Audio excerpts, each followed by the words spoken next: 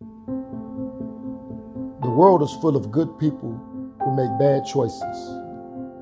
Unfortunately for many, those bad choices or set of bad choices led to incarceration and a lifetime of barriers, including those in the workforce. We know that the Latinx and African American communities are disproportionately impacted by our criminal justice system. And as returning citizens, they face additional challenges. The unemployment rate for those who've been incarcerated in prisons is 27%. In the first year, it's as high as 50%. This is talent we can't afford to waste. The Road Home is our effort to reform reentry services within the city of Chicago and Cook County, and most importantly, hopefully, throughout Illinois. The Chicago Cook Workforce Partnership has always served returning citizens, but the Road Home provided a specific program to meet their needs. Whereas other services at the city and the state level seek to connect returning residents to job opportunities, this reentry initiative is unique in that it calls on more employers to do their part to help our residents succeed. When I was locked up, there was no clear pathway. I think there's services that are available right now, but I think they need to be, it just needs a little kick in the butt, is the way you could say it. I was hired not because of my lived experience, as they call it. There was nothing special about my lived experience. It cost me 29 dreadful years of my life. I'm just humbled at the fact that I can take such a difficult period of time in my life, use it to help make the reentry system in Illinois a better one. And most importantly, to change the lives and the futures of so many men and women for decades to come.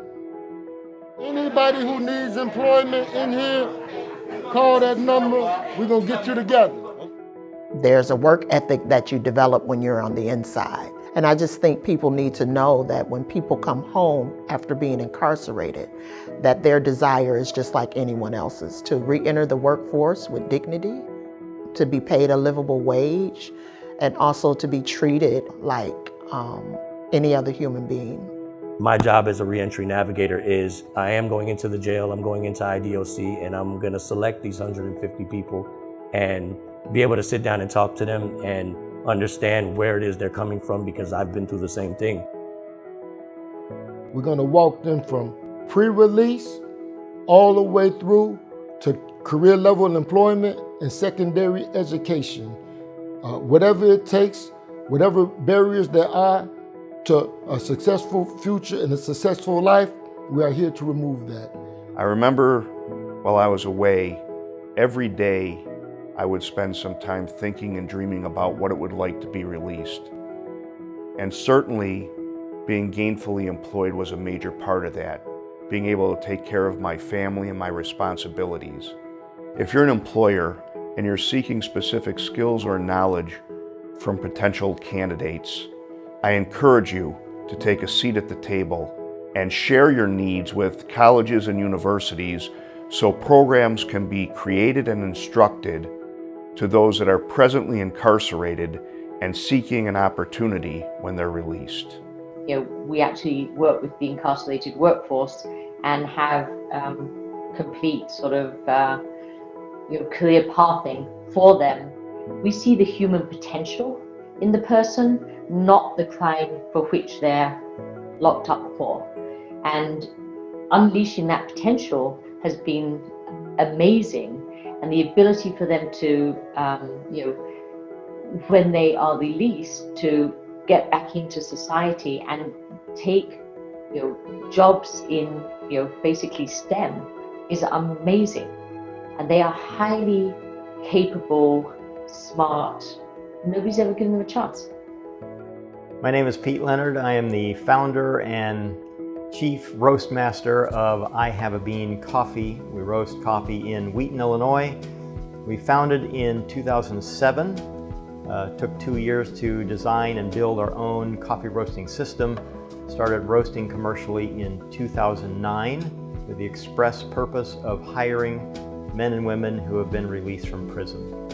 Since we founded, we've employed more than 60 post-prison men and women. We produce coffee rated in the top 1% of all the coffee in the world, and we have a great time doing it. So we employ post-prison people, men and women who have been released from prison, who are done with an old life or just really upset with a mistake that they made in their past that ended them up in prison. We recognize that, and in fact, we don't judge people by the errors of their past.